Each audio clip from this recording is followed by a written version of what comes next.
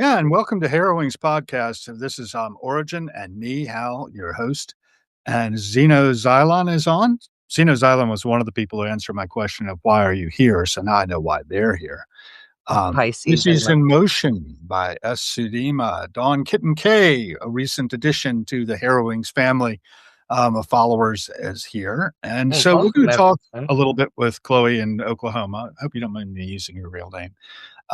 And it's about fair AI economy and what you've been up to. And let's me give you the mic. So, I've been doing this platform and doing it solo and learning how to vibe code and not being a person that comes from a technical background, in getting into learning how to actually design a platform has been very interesting. It's been a great exercise. And so stuff that I was doing back in October and November is coming to fruition now, which is really, really nice. Stripe is fully connected to the storefront. You can follow that path to Stripe and set up an account and, connect it and all of that stuff. Um, we have assets that are third party verified that have been uploaded and are available. Um, let's see, what else do we do? Discord is connected now. Getting the publishing settings worked out and submitted a bunch of stuff to Google and Bing for indexing. So it's coming along. It's just, it's an interesting process to go through, especially, coming from the background that I have, because I read and I write and I don't, so designing stuff is new to me, but it's been very interesting. I've learned a lot about the systems that shape our societies, and it's been very interesting. I've learned that the these systems work as they're designed, and a lot of them are designed with attrition in them.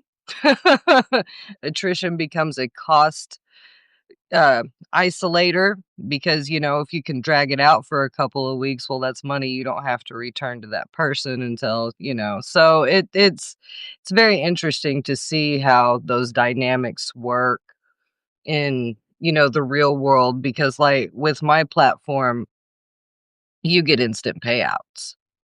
And most other platforms will hold on to your money for, anywhere from 7 to 10 days. It just depends on what you're using, but I know that Buy Me a Coffee is only on Wednesdays. Oh, really? And I didn't know that. yeah, yeah, you have to submit a request before you're awarded your money, and it only happens on Wednesdays. Hmm. So, at least that's been my experience. If somebody else has a different experience, please share that. But, that's been so that was one of the things, because I'm not a holding company. I'm not looking to be an investment company on the side or anything like that. Like, this is about getting creators paid fairly on time, so they're not having to be so stressed out and they can actually focus on their art. Yeah. You know? And that's a big deal. That because see, I didn't start out wanting to build a platform. The platform is the byproduct of this long-term experiment that I've been running with AI. And, doing the externalized cognition and picking back up threads that I've put down from, even 3 or 4 months ago, and it works, and it works very well, and it has spared my nervous system immensely. So, with proper application, AI can be a huge boon to our society. It's just about the people that are, using AI in an extractive manner. Right. And AI is not the problem. It's the code. It's the people that are using it. well, and it's our economy right now. The way we think about the economy is very extracted. We do have Zena Xylon as asking, tell us about your typical user.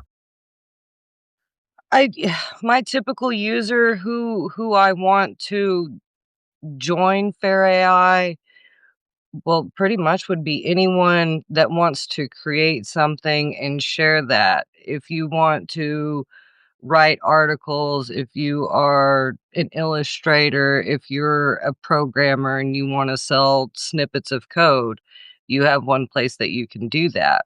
There are tools available to you.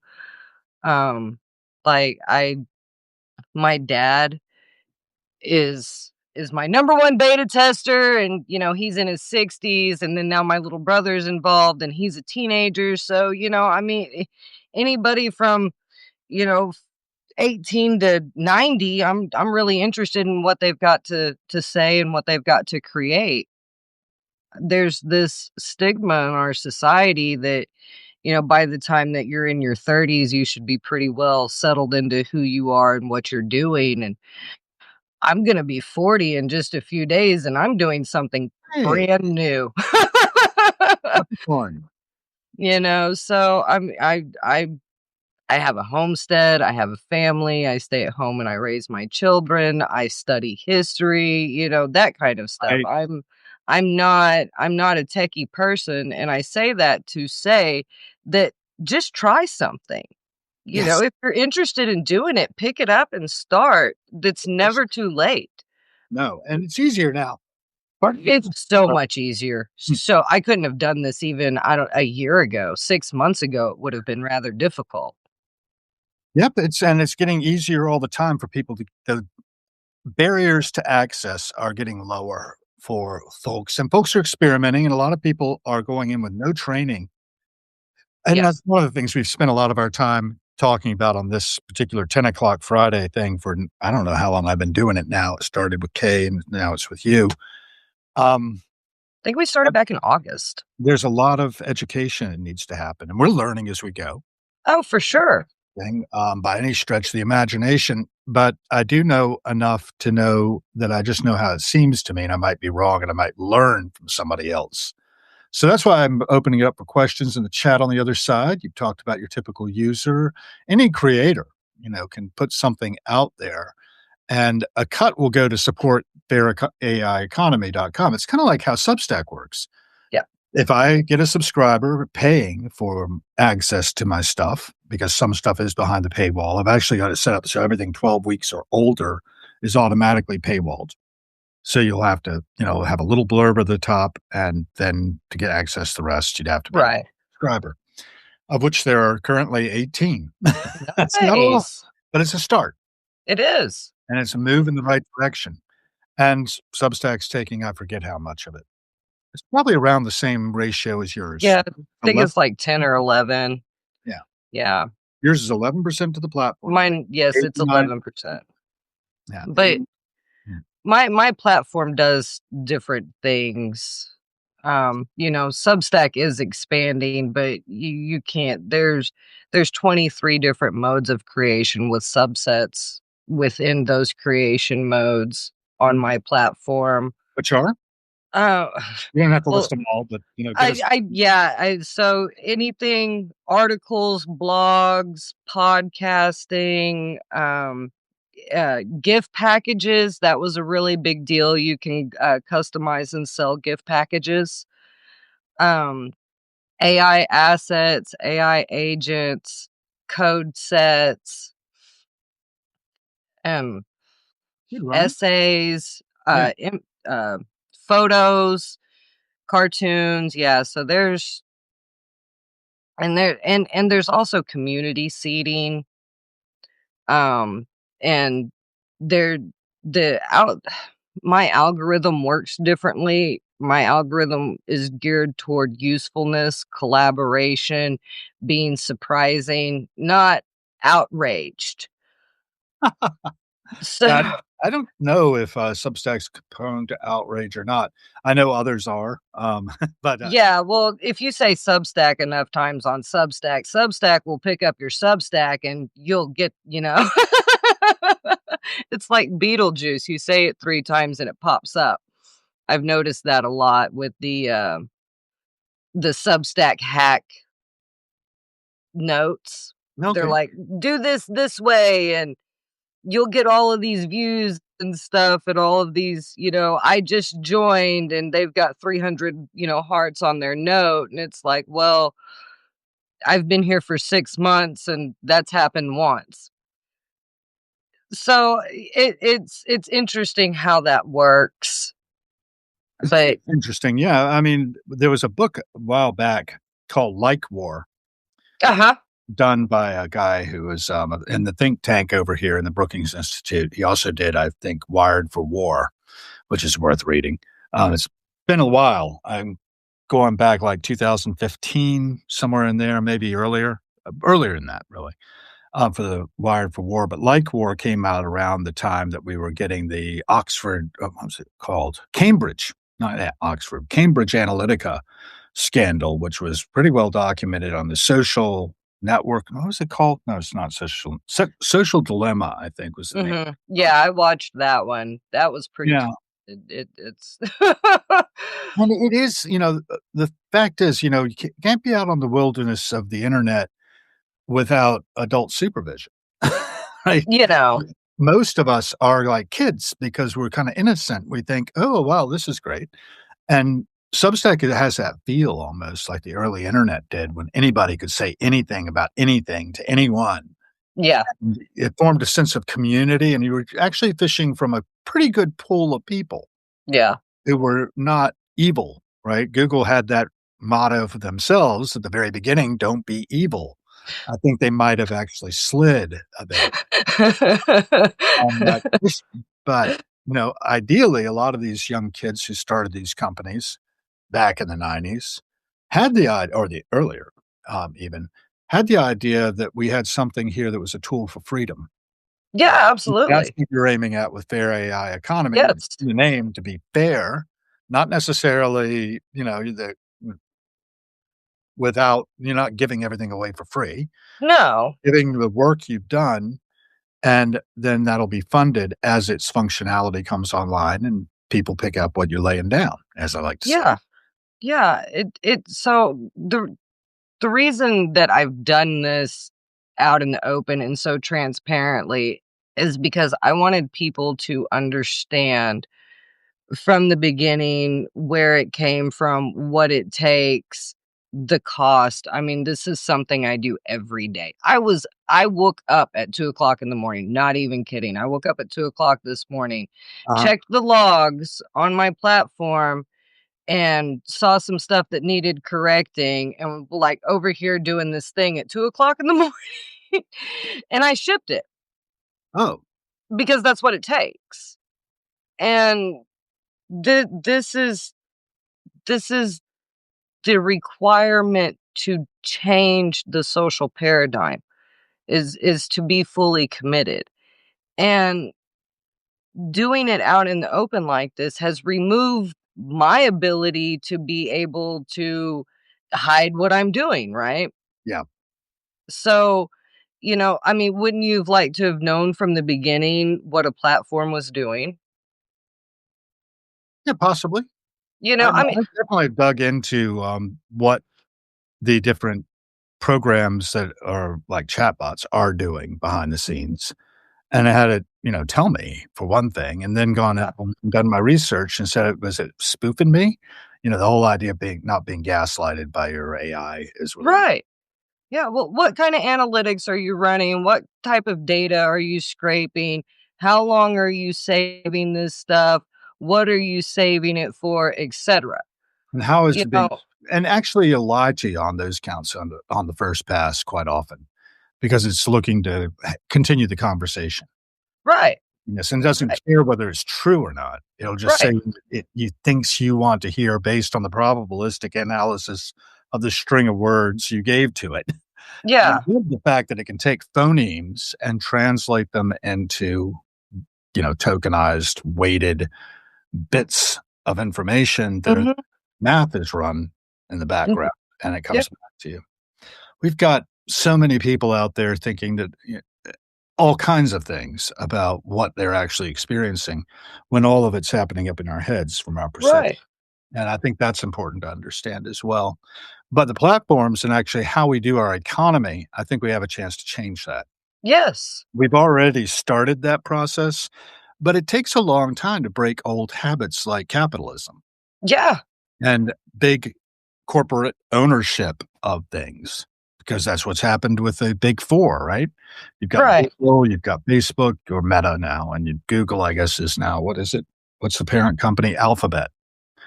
So Alphabet's a parent of Google, and Meta is the parent of Facebook, and has all those other things like Instagram Mhm. and WhatsApp now too, right? Uh, Yeah. among other things, I'm sure. I've lost track. I haven't been really tracking. Apple, of course, is another one of those. And then what's the last one that I'm missing? There's of the big four. There's another one. It's not Micro coming back to my memory right now. Oh, Microsoft. How could I forget Microsoft, for God's sakes? Don't forget good old Bill. And the Gates Foundation. I was having a conversation yesterday over at Tiny Vinyl, where my friend Ty Cumby runs for a side business. He's also like a developer, designer of you know, graphic design and on the web projects for different nonprofits around here and stuff. But we were talking a lot about all of this. And he was saying how he really thinks the Gates Foundation is a really positive force in the world. And I was like, well, I've heard a lot of criticism. And I just flipped up my phone and said, okay, give me the Gates Foundation criticism, compare it to the Rockefeller Foundation, compare it to this, compare it to that. About, well, one of the things is that a lot of these foundations, the big ones founded by people like Bill Gates, Mhm. Buffett, or you name it, on the surface, a lot of it looks very philanthropic and good for the people, but there's the law of unintended consequences as we try to control. And I think that's the deal, right? I hear your platform talking about you're not going to try to control your creators. Your creators will have freedom within the platform, Right. some reasonable limits. We've talked about With that before too. right. Yeah. Hate speech, grooming, those are no-nos. And if you pick it up and get I guess you've got a system in there where you can be contacted, right? It's at info at fairaiEconomy.com. Yes. Yeah, you can email me at info, you can email me at support at fairaiEconomy.com. Um, you can get in touch with me on here. So, and I've linked my LinkedIn, the platform email or the platform website, and my Blue Sky social all to my Substack profile now. Yep, that's I'm great. so, just connecting those dots. But yeah, I mean, and if there's something that you want to create but is not available on the platform currently, just send me a message and I'll see what I can do about it. I am in that phase right now. I can add stuff pretty easily. So, and I'm still making everything talk. Oh my gosh. I'm having to like do the AI is having to do grep to find stuff now. So it's like basically word searching in the database to find the code that we're looking for when we're changing stuff, which is it's a big milestone actually, because we're not a toy anymore. A lot of So I learning. was huh? It's a lot of learning. What do Yeah, you call it that is yeah, using grep? yeah. It's I can't remember what the acronym stands for, but it's like it is a type of search where you use, it searches for like keywords in the database. And so then it will surface all of the code that specifically says creator or something along those lines. And then it can actually look through that code and find out what it's doing. So it's been really interesting. I've been learning how to read all that stuff because I watch it scroll. Right. So and I can actually pick up where it's messing up now. I'm like, "Oh, yeah, we're gonna have to go back and fix that here in a little while," and that's fine.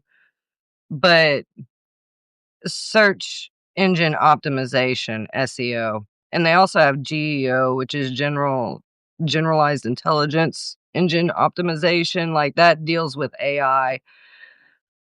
That's yeah. Mac Devlin was asking questions. So yeah, Yeah. getting into that stuff, and I didn't know. I'm still learning, and I added the GEO thing this week actually, so that's still new in my brain. Okay. Yeah. So that's Well, called GrepRight, GREP? Yes. Okay. Just Yeah. wanted to double check, and you all can use your search engines or your AI companions or whatever to search up all these things too. I do that all Right. And get it right. And then look at that cat behind you, and I'm thinking, I really want to be that cat. yeah, she's a pretty awesome cat. That's her spot in the world. Her name is Snickers, and she's got quite the attitude. It's pretty funny. Most cats do have an attitude. I found mine did. Yeah. I had one called Cassandra, and I called it Cassandra because I have the gift, just like Cassandra in Homer, Mhm. who had the gift of true prophecy that no one would believe. That was her curse. She would be able to foresee things and tell them this is going to happen, and no one would believe her. No one would listen to her. She might as well not have said anything. Right. I think there's a lot of people that feel like that's what they're going through right now. There's a big call to, just common sense, like open your eyes and look at what's going on. And, it's a lot of behavior moderation and things like that are, especially pertaining to the internet because that's where most people spend their time now. And, this is social engineering, it's psychological profiling, and historically, we haven't done really great with that much information, you know? And the data centers are a whole problem, and, now we're having to compete with computers for resources in the middle of a supposed resource crunch, and, it's really hard at this point to even know what's true or what's not, and everybody's looking for somebody to blame, and it's honestly, if I was gonna blame everybody, I think that there's enough for everybody. I mean, let's just go ahead and everybody take a little responsibility here. We all got here together. Are you familiar by any chance with a recording called Matching Tie and Handkerchief by Monty No, Python? Monty no. Python did this years ago, and there's a sketch in it called Dead Bishop on the Landing. And this guy comes into the house here and closes the door. It's all audio, right? It was an LP. And he says, "Oh, there's another dead bishop on the landing." And the investigators come, the British police, whatever, they come in and are doing their investigation and said, one of them observes, well, society's to blame. Right. We'll be charging them too. So I think that's what you're saying. Ex Yeah, I mean, but that's really what it is, and, yeah, I mean, because we're all aware of the elephant in the room. Mhm. We're just not really talking about the elephant in the room, and it's like, well, this is bad because, well, it's just bad, and there's not really anything that we can do about it, so let's just go ahead and continue because, well, this is what it is. I was going to call my memoir, now you reminded me, Partying in the Graveyard.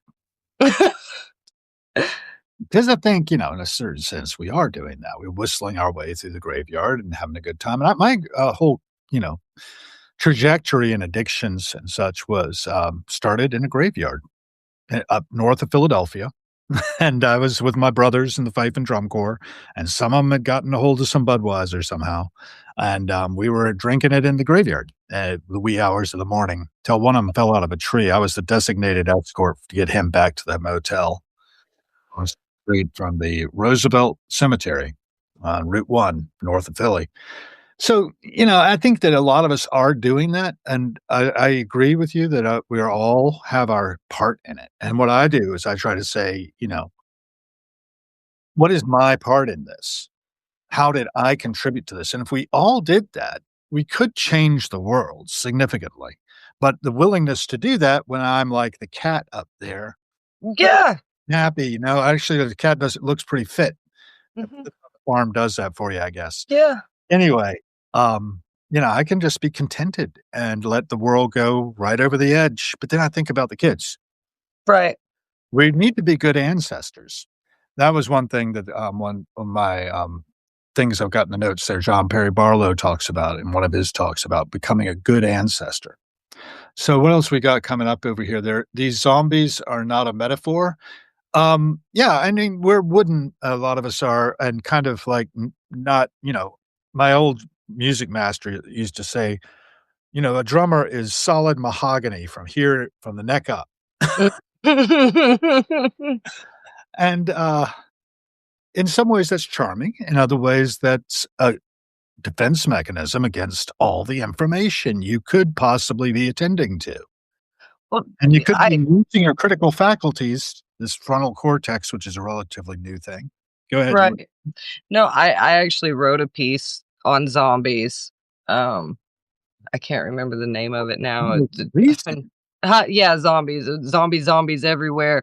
Mhm. 100 articles back or whatever it's been now, but yeah, talking about the modern paradigm.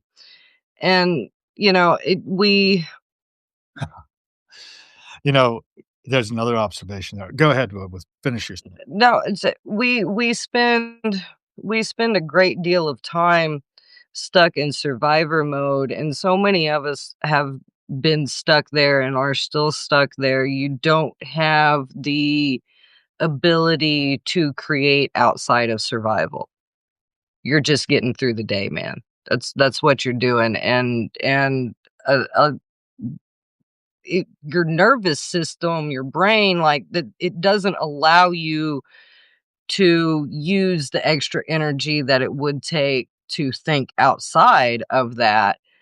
And uh, this has been weaponized in a large degree because we were just talking about the algorithm being geared toward outrage on so many platforms. And they're not being I mean, how often do you see a video about middle ground on anything? The Pretty much the only middle ground I see is gardening videos. And I mean, I'm serious. And There used to so be a that's show called Cooking Cheap that I loved.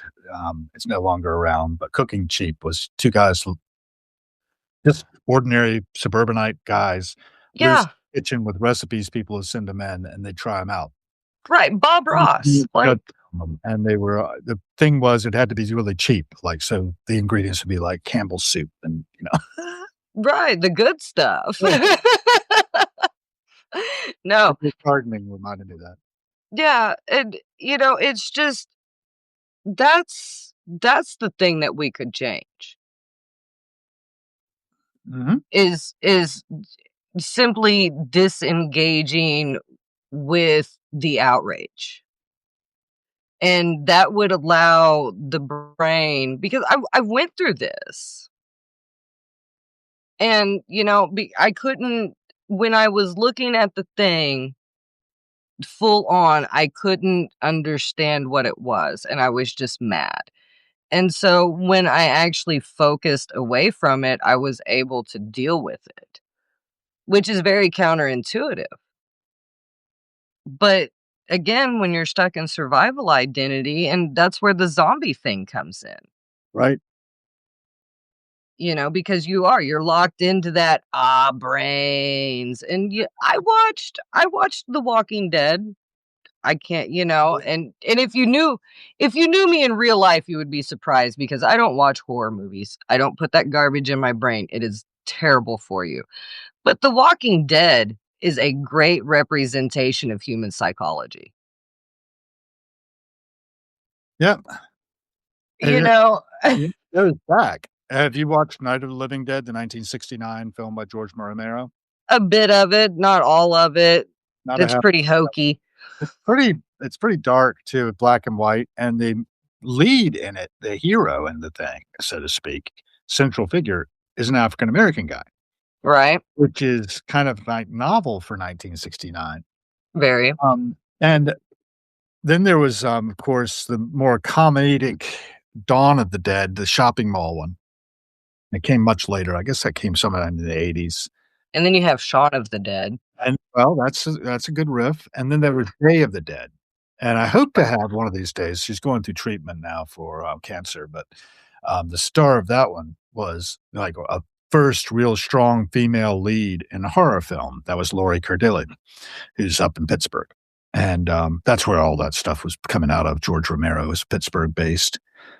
So, I highly recommend checking out Day of the Dead, and my friend Laurie is Sarah, um And, she's just a really wonderful human being, and there's a whole, horror film studies, organization, I forget exactly what it's called, at Hillman Library at the University of Pittsburgh, Mhm. focused strictly on that. Why do we love horror films? I had a horrible nightmare last night. It was really bad, and I but felt like I couldn't wake up from it. Mm. It had me like that, and it was very realistic, hyper realistic, which was weird, I don't usually get those, once in a while, but, and a lot of it had to do with being controlled, like, I was being inculcated into a spy organization, and then they wanted me to do some stuff that was just totally off Right. anything I would ever wanna do, and I've been Right. reading a lot and listening a lot to things that come out from the memory hole, TMH on Substack. Mhm. That sort of clue you into all the nefarious stuff that was going on from the time that this CIA was established out of the OSS from Oh, yeah, I've done the dive on that one. That's not a pretty story. and it's still not. I mean, I No. grew up next to Camp Perry, which is where the renditions took place, in the country anyway. I took all the spies there that they captured and, you know, did what they did. You don't wanna go too close to Camp Perry. In fact, if you're out on the creek and you happen to come up next to their territory, you'll see people step out with these very heavy weapons. You don't wanna get close. No. No, see, and I learned in the country not to cross fences. I That's important too. Up where I grew up, you don't it used to be that you might stumble on somebody's still, and you didn't wanna do that, and then it became Right. Yeah, marijuana patch, yeah. so Uh, you have to be real careful. yeah. But see, we have the benefit of, life lived and stuff, and, the how history is taught, and your dad's a historian, you've got the foundation and all of that stuff, and, so history is a really big deal, and they teach it in such a way that it's just, oh my god, it's mind numbing. I like, okay, when I was in high school, my I was in ancient history my freshman year, and I took Latin, and my second year I took Latin too, and my teacher was Mr. Zudi, and Mm, Mr. Zudi was the guy that wrote Stargate. And there was this big, huge lawsuit back in the 90s, and they settled out of court, and Mr. Zudi was the guy that wrote the book and or wrote the screenplay, and they stole it from him. And that man could teach history. It was so interesting, and his wife, Mrs. Zudi, they were both really good at teaching history, and that's really where I remember that spark happening was in, freshman, sophomore year of high school and getting into ancient Greek and, Roman history, and it was so interesting. But if I hadn't had those classes, I don't know if I would have ever even studied history as an adult. And it makes such a huge difference how we come into contact with that information. And, especially now, we have technology that could make it very interesting. And it's just that work's not being done. They're putting tools into more social media and more, social engineering, not education. Because this is what I found in history are documented failures repeatedly. Yeah, I mean, point to a civilization in human history that has actually been successful. well, it depends on what you mean by success. Are they here now? We're here. Are we Not successful? I mean, so, if you we're modern Romans in a lot of ways. Yeah, I mean, I was thinking about this in terms and I was talking about this a little bit in my text about why are you here? And I use, as my anima, my Mhm. illustration I do for these things, is the Eris, the goddess of chaos, who set off the Trojan Wars. I really trace Western civilization to the Trojan Wars, Right. and the goddess Eris, who was highly neglected, as being the real orchestrator of everything. And if you go to the Hesiod, you find that chaos begat out of the chaos came Gaia, Eros, Tartarus, The and Titans. Titans are later, actually. Oh, These guys are like the sort of the Ur forces, Gaia being, giving birth to the Titans, actually, eventually. But you get the point. right. Erebus was the last one I was going for. And then there's Nyx, and you get a lot of things. Night, in other words. But the thing that really gets me about chaos is that we are the organizers of chaos. It looks like chaos to somebody, like what's behind me. But to me, it's organized, and I know exactly where everything is, I think, usually. And then I go looking for something, I realize I thought it was there. Where did it go? Yeah, I moved it into one of the stacks around me. Mhm. But what you're doing, getting back to this fair AI economy, is you're actually doing your work and we're showing your work. Do y'all guys know Austin Kleon yet? He's on Mm-mm. Substack, so check him out, Austin Kleon. He's done another thing called Steal Like an Artist. So, Okay. getting code, getting borrowing code that other people have made. It's good to credit people, Mhm. and it's good to do your due diligence on anything anybody writes or code wise or otherwise. And we're talking history on the side over here a little bit. And Mac Devlin is a historian. The way my father was trained at William and Mary back in the 50s was if it's printed, it's suspect. Of Nobody ever course. prints or publishes anything without a reason. Right. There actually usually is a profit motive behind it. So you have to judge it by the primary documentation that you can get to that historian used and do your own research, do Yeah. primary documentation. And that's a big part of why I do the passing show. I'm laying down primary documentation for somebody to use. In this recent tragedy we saw in Minneapolis, I think everybody's seen that on the news by now, that this woman was shot, no, by an ICE agent. You missed I it? live in a bubble intentionally. Oh, good for you. But a woman was shot, and killed by an ICE agent, and she was in an SUV, and it's the way the video looks, it doesn't look like the officer was really being charged by the SUV when he shot. He was on foot, right point blank range. And everybody's in an uproar about that. But you've got to go back and do your primary research. So I went to their Spiegel, I went to AP, Reuters. I was listening to Matt and Walter talk about it on America This Week, which I enjoy watching quite often, and I very rarely agree with either one of them. The point is, they're giving their perspective. I'm listening, Yeah. open mind Yeah. to what other people have to say, and then I'm doing my own research. And the jury's out as far as I'm concerned. And I am not the judge, right? I don't get paid to wear a robe or any of that. Right. So I don't Right. try not to judge. I try to be slow to judge. So I highly recommend that. We got historiography is something that we tend to drop when we teach history. So, Okay. And what else is this? Yes, I always thought I was Greek, but I am Roman. oh, We're we're we're definitely still Romans. Philip K. Dick had this insight when he got hit with the pink light that the Roman Empire is still going on. yeah. Okay. It's still in the world.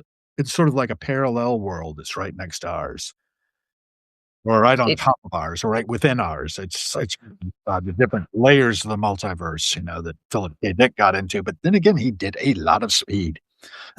Go ahead. we're always building on somebody else's foundation. That's one of the reasons that we've become the dominant species on the planet is because we can do that. We can build off of other people's work. And Binding. It's called time binding in the case of one of my articles. right. So with my economy, one of the things that is a problem Mhm. is plagiarism and people not being credited and that kind of stuff. And so that's why validation comes into play. Right. There's also licensing. You can use templates, or there's customizable. You can customize everything, or you can use templates. And that way, downstream, you're still getting credited and you are getting a little bit of a royalty as well. And you get to set that up, and people get to transparently be able to read what they're, engaging with. That way, downstream, you do get your credit. And if you are selling a snippet of code, somebody else can build upon that, and you're going to make money downstream from the royalties that you set up for that. Because that is a huge problem in the current digital economy, and people are getting ripped off left and right. And, it is highly concerning. That's why you've got to do your primary documentation. And yeah, I have so many screenshots and stuff of everything that I do, and I have notebooks, and there's conversations and multiple, like I've done documentation. Oh my gosh, Good for you. you know. Yeah, that's the thing. And yeah, and so it's that's why transparency matters, is because people can actually trust their own work to be valuable and to bring that value back to them. And that's something that historically we've not been able to control.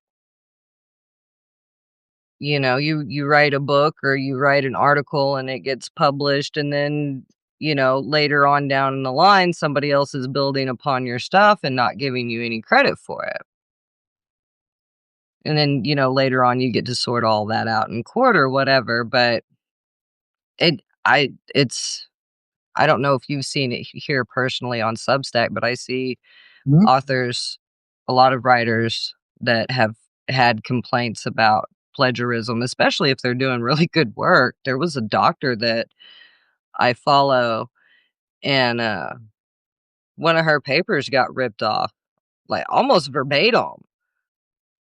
And so she put all of her stuff behind a paywall. I'm like, well, that sucks because I don't get to read any of hers, like I get to see it after the fact now. Yeah. Yeah. Go ahead. And that's hard whenever you've put 10 years, 15 years into a degree, training, all of that, plus the 100 hours or whatever it was that you put into specifically researching that paper.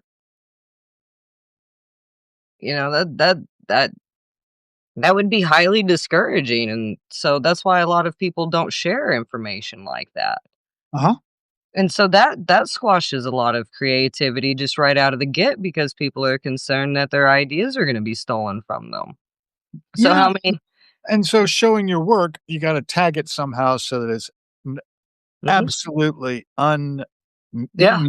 immutable ownership of your work, Yeah. that you're showing. I think that's blockchain. I think that's really what we need to do is make sure things are living on the blockchain in a way that's not gonna be breakable. Right. Yeah. Decentralized is a really, really big deal. Mhm.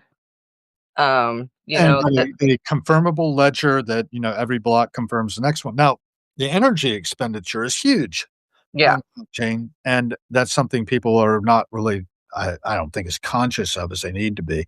Same with AI and the amount of water it takes to cool those servers Oh, yeah. being you run, and we don't have the most efficient technology doing it, apparently. I was talking to I think I may have told you last time with Julia about how she was with a company that was making more efficient AI chips Yes. RISC-V, open source framework Yeah. architecture for making the hardware actually for running these things. Mhm. But they had to shut down because they basically couldn't compete against the market share that NVIDIA has, Ugh. And and no it's not no as efficient, right? no. So we need to get that Mhm. efficiency and effectiveness versus the profit motive, which is out there too, and the stakeholders needing to get their share. And how the economy runs on that kind of seriousness right now. Anyway, go ahead. No, so Theodore Roosevelt, not everybody liked him. I get it. He was kind of an asshole. But he also did some really awesome stuff. And this is what we need to realize about humans and ourselves is that we're definitely a mixed bag. You know, no human is neutral, no human is inherently good or bad. It's just, sometimes you do bad shit and you're a good human, sometimes you're a bad human and you do good things.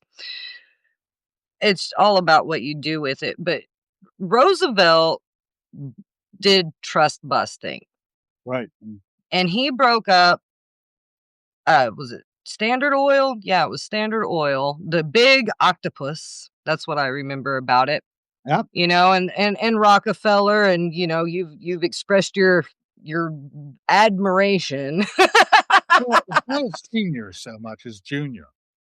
Right. Maybe Rockefeller Well, Jr. bought my hometown and yeah. restored this 18th century appearance. And the Rockefeller Foundation has upsides and downsides. We started out talking about Gates Foundation versus Yeah. Rockefeller Foundation versus all the different foundations that are out there that run a lot of the charitable work, but as a matter of trying to control the future, which will it help the stockholders? When you think about the profit motive, it all comes back to the almighty dollar and what's gonna Mhm. benefit me the most because I'm greedy, right? Right. Still thinking in feast and famine out on the savannah as Yeah. 7,000 years ago when Toba blew up, and we Right. reduced down to about 6,000 breeding pairs of humans, from which we're all descended, and it Right. goes on and on, as I often do. Uh, Maybe I'm different because I'm a nurturer. I'm not I don't have that inherent hunter instinct, don't get it twisted. you're a gatherer?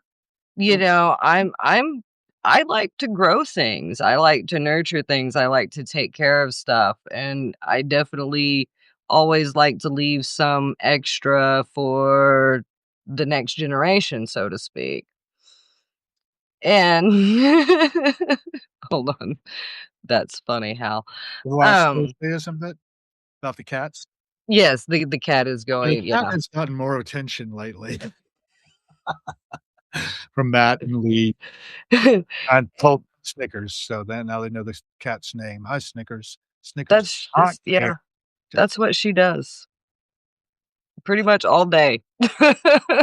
there's actually a schism, within Last Thursdayism that's called Last Tuesdayism, Okay. and they argue back and forth, these 2 dystopian religions. I you can't prove it's not true, it's not falsifiable. Well, isms are bad. I try to avoid isms. I don't know, I like my isms. Discordia, Eris, the goddess of chaos. Discordia, Mhm. is a religion, that is out there for you too, and a lot of it's very funny, and keeps me from taking myself too damn seriously because I could get really upset about civilization as we have it. I mean, there's nothing civilized going on here. Yeah, we've got the Mac the history guy and, several other people, and yeah, I've posed this question to numerous people, the tracking through history, the village is the thing. That's what has always remained. Empire come go, feast famine, the village always came together and did the thing. There's documented cases where plague broke out in the UK, and villages were cut off from each other for months and sometimes even years, and they came back to this one village, and there was still people. There was still a village, and they actually discovered through genetic testing that it was like the D13 chromosome or whatever. It was a latent, and I don't remember exactly all of the information. Again, I'm not a biologist. This is a history documentary I was watching. But Mhm. anyway, this protein or whatever it was gave them immunity to plague. Wow, Um, that's interesting. mapping Neanderthal gave us mitochondrial information. Our mitochondrial DNA came from Neanderthal, and that's how we were able to come up with the new vaccines that come out with was doing that, and that's, new technology. Yeah, that's where that came from. So, it's really interesting when you start reaching back and looking at where we have come from, you can start to see where we're going. And if we are Rome, and I was reading the cycles of civilization from the Russian, Uh-huh. I can't, the Russian philosopher that guy sent to us, and Hmm. he was talking about the seasons of civilization, and I'm like, that really makes a lot of sense, and it definitely seems to be a winter season, but this is all man-made, which means it can be redone. It doesn't have to be this way, and if we design with ethics and the humans in mind, not users, humans, then I'd really think that we could get somewhere. We could use AI to close the income gap. We Hmm. could we could free ourselves up to be able to do a lot more and be way more productive. I think that people are much more likely to do good work if they're feeling good. You think? Well, you can't pour from an empty cup. Right. You just can't. People are kind of worn out with all that stuff. Yeah, it's greed. And it's really hard. And so, coming from that understanding, because I know I'm here, I'm dealing with it. Mm. And so, creating a solution is rather difficult, and that's why we have so many problems. Yeah, I agree. I think we do have a lot of problems. It could be solved if there was rationality involved, which is what we're sort of hoping for from our, technology, that somehow our technology is going to save us. Well, I mean, I'm definitely modeling something, that I perceive to be a good solution. Obviously, I think it's a good thing because Yep. I don't want to take people's work. I just want to be able to show my work somewhere that it won't be shadow banned. Yeah. Yes, and I mean, right? There are people who are shadow banned. I watched that happen politically very much. yeah, During the 2016 and 2020 election cycles, there were some good candidates out there who got shadow banned, yeah. basically because the powers that be wanted a particular outcome. Well, why? And Oh, they actually didn't get it in 16, and everybody was shocked, but they shouldn't have been shocked, It should have been pretty clear that we had done this to ourselves. I you remember, know, "Do not point the camera at that guy. Turn the camera away." But they wouldn't. It was just too attractive. money, The money, freakiness, money. and it gets the clicks, right. If it bleeds, it leads, that one? Mhm. And, it just we are so easily manipulated, and I was talking to some people the other day, I said, this is the problem right here, opposable thumbs." Uh-huh, totally, I there's 100%. a science fiction story out there somewhere where they cut off their thumbs. I'm not reading that book. It just came back up into my memory, and it's a fragment, but I was like, "Yeah, that might be a good idea, just to amputate the thumbs, and maybe we'd all get back to behaving more like that cat." Well, the cat's gone. No, the cat left.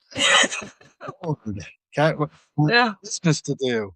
Have Got you a good watched mouser, by the way. Is Snickers a good mouser?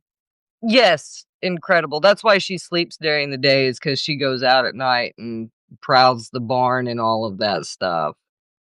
So, Good she's for her. actually she's 7 or 8 years old now. Hmm. Well, that's medium. Yeah. My cat lived to 19. Oh, wow. And, Patty Smith, who I follow quite closely, her cat died, like, the following week, almost 22, not quite 22. Oh, wow. My friend Lee, if he's still on here, Lee Penman, he's, gonna be on tomorrow, I hope, in the afternoon, with his partner, Chloe. Not Chloe, you're Chloe. What's her name? I've forgotten her name. Doesn't matter. We'll find out her name when she comes on. Yeah. Lee We'll and watch tomorrow. she managed to coordinate that. What is her name, Lee? I see you're there. My own memory, it's going. Uh, I can feel it. Go back to talking more about your platform, Colette Nelson, to be precise, who's a nurse practitioner, I believe, and they have a holistic practice. Uh, Oh, they're dealing with peptides, very interesting, and they are confirmed very 4 interesting. PM. I'm gonna go ahead and schedule it, Lee, on Substack, and I'll invite you, and if you can pass that invitation or some if she's on Substack, I hope. We can do this on Substack Live, I hope. Anyway, we're also going live shortly at noon. What time is it now? We got about another half hour if we want, Chloe. So, I'm going at noon though to with the everyday junglist. He'll be crossing the border at Tijuana. I don't know Oh, where he's going, but he likes to take us on the border crossing to show us how easy it is for an American just to go back and forth across the Mexican border. And it's no big deal as much as we make a lot about it in the press. They live in Tijuana because they can't afford to live in San Diego, where his wife got a job, and that's interesting. They're microbiologists, or actually molecular biologists. I should correct myself. And Everyday Junglist works primarily on phages. Are you familiar with phages? I've watched a couple of your podcasts with him. It's really interesting Yeah, replacing well, I don't know if it's a replacement for, but something that yeah. works like an antibiotic but is not. Right. It's like a virus on a bacteria. Um, Right. Ages. And there's a like they're the most numerous critters in the planet, apparently. And we don't even and they're not really critters, according to some people, because they rely on the biology because they like a virus, they inject their DNA into the bacterium, and that's what replicates them. They overtake the mechanism inside. Huh. Cannot reproduce themselves without the bacteria, so they're totally reliant on it. So there are those people who don't consider it to be actually life. It's like on the borderline between inorganic and organic. Um, but I don't. I think it's life, even though it Uh, has to use the machinery of something else. It's kind of like those cordyceps fungi. You familiar with those? yeah, I like You the mushrooms, ants. yeah. No, they get into ants. This cordyceps thing, and they overtake the Oh, yeah, the zombie nervous system ants. of the ant. That Mhm. zombie ants, and that's a lot where the zombie stuff came from, to bring it full circle back to zombies, if that's what you Right. Well, and most of our myth lies somewhere in the truth. There's definitely kernels of truth in the stories that we tell all of the time. Like, if you haven't watched Upload, Hal, you need to watch Upload. B upload. Yes. And It's really Huh? where would I find it? Where would I It's find on Prime. It's on Amazon? Amazon Prime. You did watch Peripheral. I did, and it was a little violent, but I completely understand where that was going, and it brought up, like, Ready Player One for me because, you're living in that virtual world. The cat's back, and, but Upload is digital afterlife extension, and, yeah, just let you go into all of that, and there's 4 seasons, and it's set in the 2030s, so it's near future, and it's very plausible.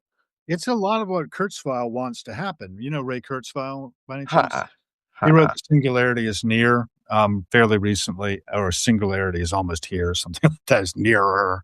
Um, that moment in which artificial intelligence overtakes human intelligence. But his whole driver was he lost his dad, which I lost mine, and he wanted to, make sure that he could recreate his father in some ways and, digital sort of simulation, and that you go on. In fact, the people are right now creating digital twins. You're familiar with those, right? I It's not Upload, but it's close. right, and no, I try to stay away from that stuff. I really There's no safe place. I'm I sorry. know. My head was safe. Well, I know. Yeah, the whole thing about, watching Philip K. Dick's do what was it called? Electric Dreams. the Mhm. miniseries based on Do Androids Dream of Electric Sheep, where they had like, the Amazon factory was just going on its own, producing stuff, and a robotic emissary comes out to talk to the people who are sending complaints about shipments coming unbidden out of the factory Mhm. to them, and they've got all this stuff piling up that's being manufactured with nobody ordering it. And then they go in there to try to get inside the factory and figure it out, and then they realize they're not real either. Right. They thought they were. They Yeah. weren't. They were Yeah. also automatons, and I don't know, man, that's just so freaky. It's also, like I was saying earlier about last Thursdayism, that cat up there, back again. Mhm. Mhm. Could have very well created the universe a few seconds ago with all of our memories in it. I think I've threw Boltzmann brains out before to you. That's the concept, the thought experiment that says we could just be a quantum fluctuation in the void, and then we might pop right back out of existence, and we never know the difference. Right.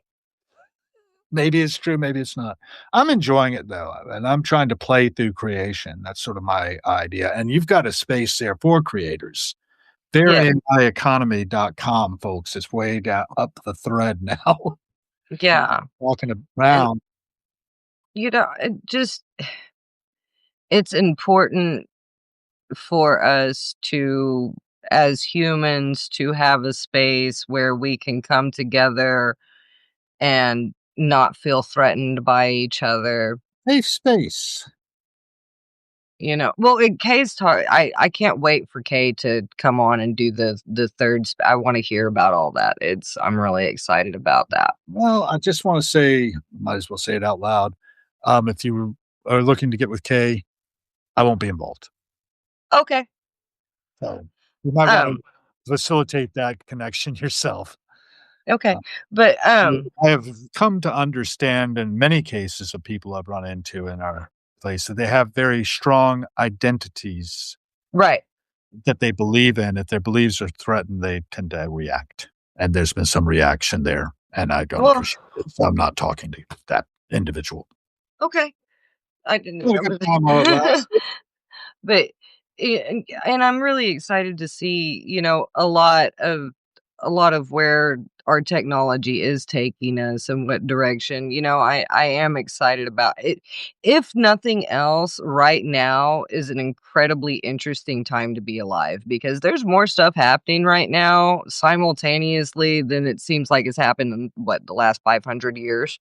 Yeah. Well, it is true that it's interesting, but we are also easily duped, and Oh, we for sure. easily dupe ourselves. And there's an awful lot of people out there posing as, you know, as if they know what they're talking about, who actually don't. Right. And this is something we have to be careful of. I'm one of them, by the way. A lot of times I think a certain way, but I'm willing to say, I don't really know. This is the way it seems to me. What do you think? Well, like And the if more somebody's not willing to do that part and starts to attack, right, that's really not okay. right. So that's a warning to everybody listening as well as to anybody, because I think it's very important to have boundaries that are Yeah, respected. right. And there's an awful lot of this polarization happening in our society, which does not Yes. please me, but there's also an awful lot of people out there believing things that just ain't necessarily so. Well, and this is where I'm at in my journey. Mhm. It's the more that I learn, the less that I actually know, and I am nobody. That was my goal, and I will remain nobody. So whatever the platform does that is that is designed to operate in an autonomous fashion without being solely reliant on any one person. Yeah, that's great. It's kinda like And the distributed autonomous organizations. yeah, well, it has a DAO layer in it. That's why validators vote. That's why all of that stuff goes on. And when there's enough members, that DAO will kick in. And again, I'm very open. And if you have a valid Mhm. concern, and I will say valid, If there's a valid concern about something that is going on there with, like, I'm still kind of on the fence about if creators should be able to vote or not. Like, I kind of think everybody should be able to vote, but there's a whole structure going on there. So I'm still playing with it. And it could all change tomorrow. So that's what it is. But the core function is to distribute wealth and power as evenly back to the creators as possible. Right. Right. That is the returning sovereignty back to the human is the goal. The platform, the technology serves the human. The human does not serve the platform. And that's why I want to step away from it.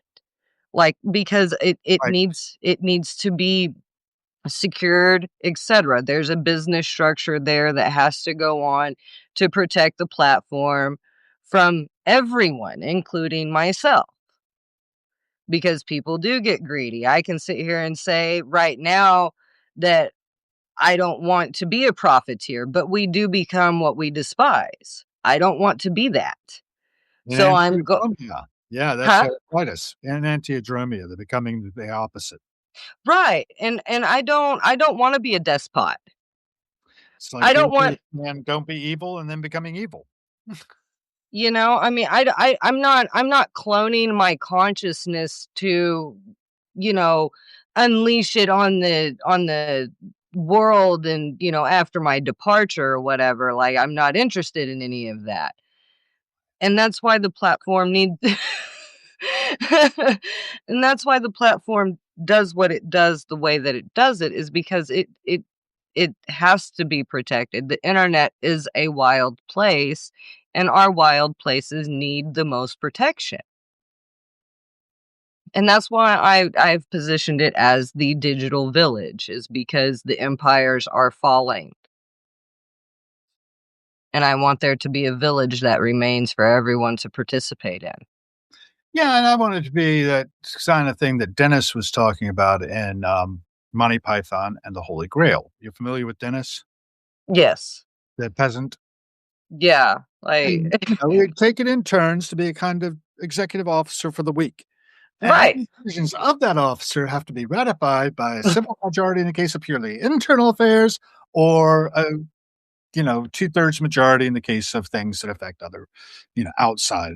Well, that's really funny because I totally took a Monty Python approach, because the validators vote, and that's how policies and stuff gets changed. The one thing that I think is really clever that the Alcoholics Anonymous organization has built into it, for those people who know anything about it, because a lot of them don't, but it's that they have this fifth concept for world service, in which they say that we must always be careful to listen to the minority voice.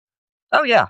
Because a lot of times the voice of the masses can often be with a silent M. In other words, the asses. And, Yeah. the voice of the majority, the tyranny of the majority can be as bad as the tyranny of the minority. Now, that's a thing too, right? So you have to have a balance and listen carefully to the minority voice. So what will happen is, if the vote happens, right, and the majority says, say it's a 2/3 majority even, or even a 9/10 or 99.9% Yeah. majority says one thing, but there's a minority, they say, okay, would anyone who voted in the minority like to speak? And if they would, that is considered. And then the majority is asking, would anybody in the majority like to revisit the discussion? And if the minority has been compelling enough, the discussion is revisited, it's revoted. If it still carries, fine. But at least you've heard Right. this still small voice that may or may not be somebody who knows what they're talking about. Because what I find most often in my little community is that there are very few people who know what the hell they're talking about. The loudest voices are the egos. Right. And that's a Yeah. very dangerous thing. It's the kind of like, I can dominate the conversation. And, with my glower, I can dominate at somebody if I want to. I don't mean to. Actually, I mean to be much more open and accepting. right, of what other people have to say. Well, You loud. know, but there are boundaries, and I think that's important. It's a tricky business to actually block off a voice Yeah. because they might actually know something about what you're talking about, or there may be a value at some point in the future, but sometimes, you just can't trust after a certain point. And when trust is broken, then what do you do? See, That's The and Speed of Trust, by the way. If you don't know that book, I highly recommend it. The Speed of Trust. Um, and anybody saying anything interesting? the You minority vote will tell you how society is stratified, and it will because, entropy sets in, and, you kinda calcify in your ways, and the yelling the loudest does not make it truest. No, absolutely not, and a lot of times we do listen to the big noise. Well, and so this is what my dad always told me when I was growing up, is those who protest loudest are the guiltiest. Yeah, to spot it, you got it. And, so I mean, so if you're gonna lie, lie quietly, right? So no, but in seriously though, a lot of times when a point is defended to the death, talking about Alexander Hamilton and uh, Richard Burr, whatever the guy that killed him, they got into a duel about um Burr being basically a dangerous individual, that he was reckless and had dangerous viewpoints, and he shot Hamilton. They got into a duel and let the Aaron Burr, thank you, Mac. And Aaron Burr, he was pretty reckless. And Hamilton was right, but the person that was right died. If you're not willing to die for your convictions, then I mean, what are your convictions worth? Are we dying over words here? Or do we just show our work? I'm not really following some of the commentary either. I think that Angel Woods is reacting to Carl Jung's ideas were taken from alchemists. There's elements of alchemy in all of this, yes. Yeah, But there's this totally. Hal is speaking on something other than that. Yes, I'm not speaking of alchemy.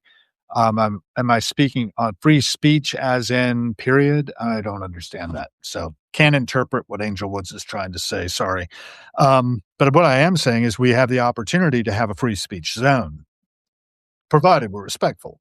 And what you've got is free speech zone in fair AI economy, basically, but there are some limits, and you talked about them, about grooming, about hate speech, and who will be the judge of that? You will be because you're the owner of it, correct? Correct. Okay. Those policies, I am the one that designed the algorithm that the security bot measures all of that stuff off of. Grooming children is unacceptable. Yeah. And there's a lot of that though. And I think back about our history as a species and how we used to conduct ourselves and the fact of Right. privacy.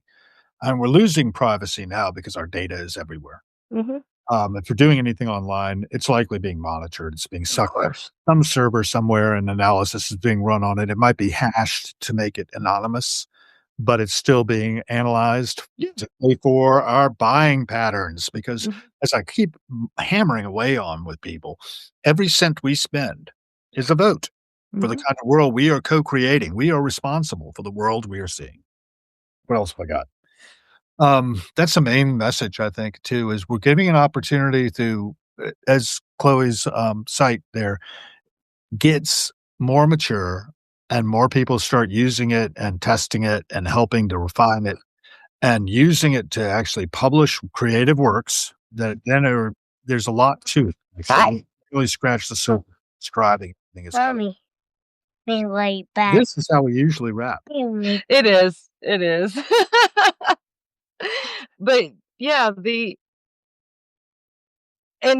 mean, obviously I'm a mom, so I'm concerned with the future. Yes. I want there to be an opportunity for other people and other children, the people that haven't gotten here yet.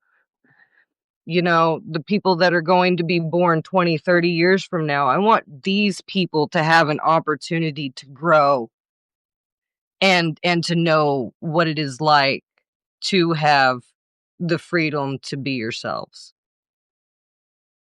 And to have an opportunity at a real income and a real life.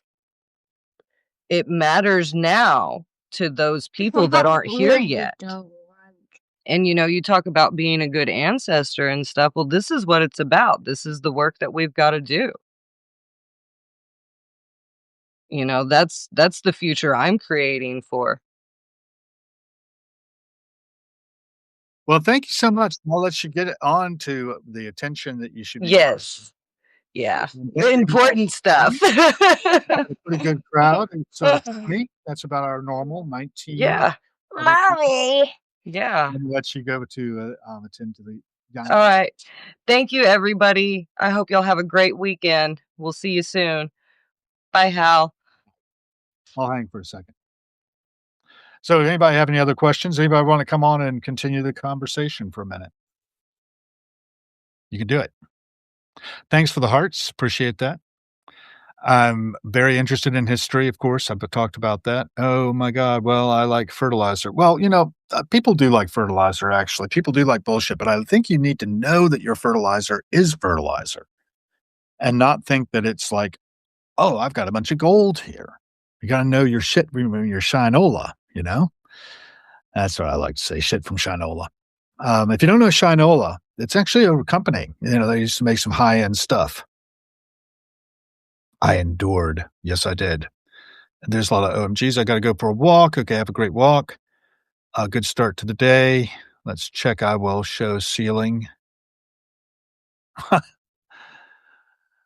You want to go live? Is that what it is? I can invite you, I guess. Shoe polish and shit. Shinola actually is not just shoe polish, by the way. Look it up. It's a company. It used to make really high-end goods. And a lot of people don't know that. I can't add you. I don't see you. Sorry. So it goes Friday humor. Yeah, I hope it's funny. I mean, I am philosophy with a subcategory of humor. That's my page, and Harrowings does that. Harrowings is the publishing arm also of the Harold B. Gill Foundation, LLC.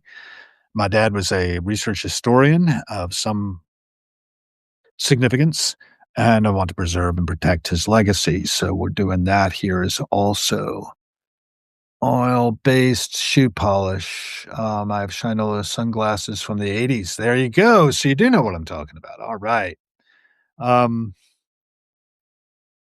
it's all good. So I'm going to wrap. I'm going to be probably back on with at another 42 minutes with the everyday junglist, provided his connection works. Sometimes it doesn't, and that's always like, we have people thinking they're going to be talking to him, and then they're not. And Origin's back, and I'm still just rapping with people as I'm winding down. We were talking about, fertilizer up there with Angel Woods, and I do think that we need to know our fertilizer from, our good stuff. And there's an awful lot of BS out there about AI in particular, so we need to know that. Who was your dad? Harold B. Gill Jr. To go down the rabbit hole, all you have to do is go to I'll put the website in here, https://www.hbgfoundationllc.org. I didn't know whether to make it a nonprofit or not, so I did take a .org thing, but it is an LLC right now, a limited liability corporation. That was easier to manage, and I need to, get some grants and work on the content. I'm thinking about publishing a book of his stuff. I have around here somewhere. No, I can't lay hands on it now. One of the Colonial Williamsburg journals was reading some stuff into that recently on a live. So that's the website. I think I spelled it right. Yeah, it looks like good. It's kind of a longish URL. I don't know your background, Mac Devlin. You say you're a historian. Do you teach? Do you write? Would I find your books out there somewhere? I don't think I've ever seen you on here before. Can't really open you from here. Oh, thank you, Zeno Xylon. I do appreciate it, and we are scraping the surface only. There's lots of layers under the layers, and we talk about a lot of different things here. And we try to draw out other people, other voices, amplifying signal through the noise. That's where it comes down to. Because I was in Williamsburg growing up, and my father was a historian. I was in the Fife and Drum Corps, and this is our 50th anniversary fife. It's a little worn, a little worse for wear, because 50 years ago, or 50th anniversary for us was 2008. We started in 1958 and ran through both the present, the generations abound. I was talking a little bit about partying in the graveyard earlier, and that was part of my fife and drum experience. So let's see what else we got. Morning clip. Purely researcher, and I do teach sometimes. Okay. Trying to branch out. Okay, interesting. I do think that it's really important to always go back to primary sources as historians. I think that we should be slow to judge another time period by the standards of our own. It's probably best to look at all the facts, kind of do the old Joe Friday thing. It's just the facts. And then let the facts speak for themselves. Tie them together in good storytelling, but be aware of how close you can get to historical fiction. If you go to my Substack and go to the web page of it, right at the top is A Man Apart, which is a edited journal of Nicholas Creswell from 1774 to 1777. He came from, I believe, Cornwall. I'll have to double check exact Devonshire, I think. Anyway, to America. And he was in his 20s, kind of having I think they call it a picaresque experience. The Wall Street Journal reviewed it and called it, I think they named the thing Revolutionary Road Trip. And in the course of that, he met with just about everybody of importance in America in his 20s and kept a journal. So you get an eyewitness account of what he was seeing. That's a lot of what I'm doing here in Washington, D.C. I'm like Nicholas Creswell, and I go out with my camera, though, and I'm walking down the street, filming the passing show, laying down primary documentation. It's what I call the work, in the spirit of G.I. Gurdjieff, who wrote Beelzebub's Tales to his grandson, which I have around here somewhere, and was instrumental in getting people like Robert Fripp. Somebody noticed my King Crimson shirt. Robert Fripp into Sherborne House after the breakup of King Crimson after Red. And Robert has been a great follower of John Godolphin Bennett, J.G. Bennett, who started at Sherborne House. I've got the, somewhere around here, the Guitar Circle, an autographed copy, of course, because I went to a reading that he was giving, Robert Fripp was, at the City Winery here in D.C. So I love that. Yeah, it's a website, https:// and actually I put a semicolon there, so that's not going to work. Let me write it again. I just noticed that error. It has to be / www.hbgfoundationllc.org. Boom. That's it. That's my website. And the company basically tries to protect and preserve my father's legacy. Harrowings, the Substack you're listening to now, is its publishing arm. And I usually do go 90 minutes, so that's why I'm talking still. Looking at primary sources for so many years and seeing so-called historians distorting facts, I appreciate your insights. This was a problem my father saw also. As a historian, he noticed that his colleagues would often distort things so badly. And when he left it, he was a consulting editor for the Colonial Williamsburg Journal for many years. And he was the consulting editor because he could see what was factually right and what was distorted, and he could help the editor make a better product. It's the long and short of it. The editor, Wayne Barrett, he was a painter as well. He did a portrait of my father I've got over on the wall here. And he also was behind the concept for the Smithsonian Magazine. So if y'all are familiar with Smithsonian, that was the kind of idea that Wayne had brought to the Colonial Williamsburg Journal as well. They ended it in around 2015 under a new administration of the foundation and started a magazine called Trend and Tradition, which is less scholarly, I would call it. There's still some good stuff in there. From time to time, I read it. I don't know if I'm getting it still, actually. I don't think I've seen a copy in a little bit, but that's all right. I don't really like it that well. If I wanted Southern Living, I'd order Southern Living, as we say. It's not exactly the same kind of quality as the Colonial Williamsburg Journal had. But I've got a lot of articles out that were written by my father, transcribed, that were not available online before. So that was a big part of my early work last year with the foundation, was publishing that. And then I've deviated a lot. I've gone into writing about what I feel like writing about, doing a lot of these little conversations with different people that I find interesting. We had on recently this fellow who had managed Aerosmith during their Pump days. And that was a really interesting interview. Keith Gard is his name. You can look him up. Do you have any modern historians that make you cringe? I'm usually not too judgmental about that because I understand that if it's printed, if anybody's writing, they're writing to make a living. And of course, they're going to skew things the way they feel like skewing them. I will say this, I did see Ken Burns' thing on the American Revolution. And my wife and I had one takeaway, basically, or maybe two. One was we sucked, and we still do. They were trying to sort of, blow all the myth off of it. And that, fair enough. A lot of they did, but they did so much so that you begin to think of these people not as significant historically as they were. When you think about Williamsburg, my hometown, in the 18th century, you get a population of about 3,000 people, regulars, and then you get a lot of people coming in for the House of Burgesses, right, and the government, different periods. Of course, you get answered during your lifetime. It's a mixed bag, as Origin was saying.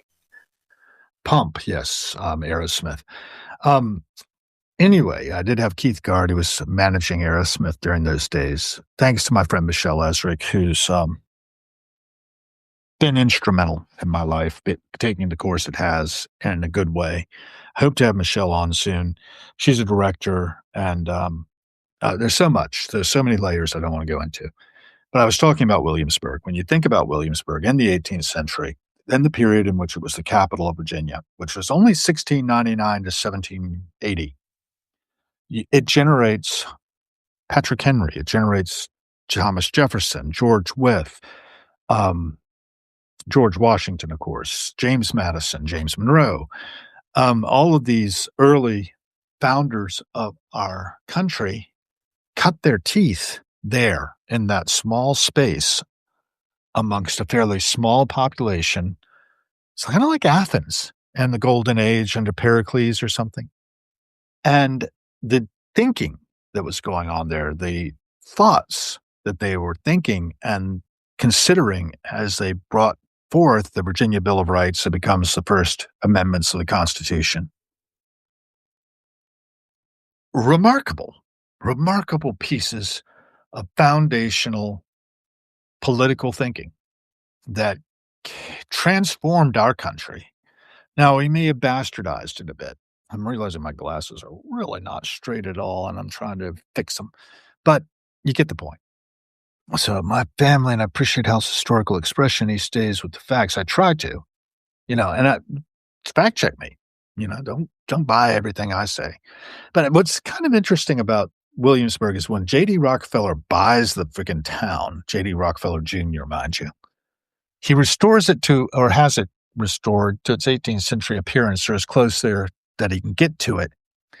And it becomes this shrine to the great white men theory of history. And then we started really working on it. And the Ken Burns Revolutionary War series shows this as well, and showing the darker side of it. And the fact that we had like half the population enslaved. Now, probably all of them were not in Williamsburg proper. A lot of them were working on the surrounding agricultural territory because back in the day, you didn't see a lot of trees in Williamsburg. It wasn't obscured by forests. You could see it from a mile off, and they talked about how white the houses were. These days, you'll find a lot of the houses are Spanish brown, which is like the undercoat under the whitewash.